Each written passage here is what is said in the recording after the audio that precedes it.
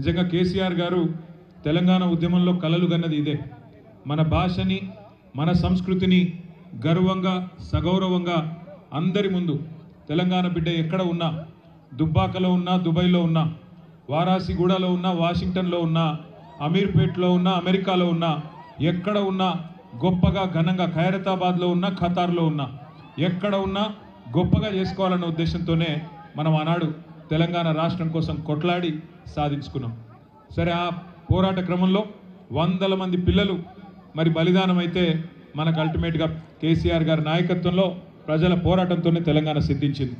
ఇవాళ ఇక్కడ మీరు పేర్చిన తంగేడు పూలను చూస్తుంటే ఒక్కొక్క అమరుడు నవ్వుతున్నట్టుగా మనందరికీ కూడా తెలంగాణ సాధిస్తున్న ప్రగతి పట్ల సంతోషంగా ఉన్నట్టుగా అనిపిస్తూ ఉన్నది.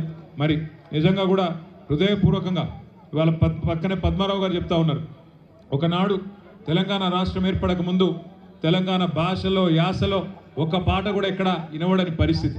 ఈరోజు పీపుల్స్ ప్లాజాలో మరి తప్పకుండా ఈ పీపుల్స్ ప్లాజాను కూడా మళ్ళీ మన గవర్నమెంట్ వచ్చినాక దీని పేరు కూడా బతుకమ్మ ప్లాజాగా మార్చుకుంటే బాగుంటుందేమో. శాశ్వతంగా బతుకమ్మకు వేదికగా ఈ ప్రాంగణాన్ని చేసుకుంటూ బతుకమ్మ ప్లాజాగా చేసుకుందాం.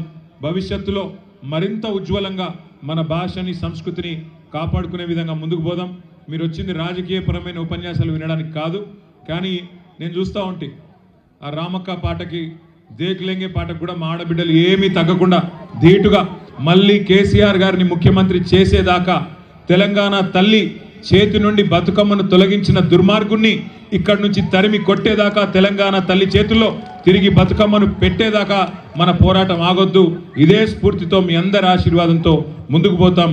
ఇంకా అంతకంటే ఎక్కువ రాజకీయం మాట్లాడితే పండుగ పూట బాగుండదు. మా కార్పొరేటర్లందరికీ కూడా, మాజీ కార్పొరేటర్లకు, మా ఆడబిడ్డలైన కార్పొరేటర్లందరికీ, అదేవిధంగా మిగతా ఆడబిడ్డలందరికీ కూడా పేరు పేరున హృదయపూర్వకంగా బతుకమ్మ శుభాకాంక్షలు తెలియజేసుకుంటూ జై హింద్, జై తెలంగాణ.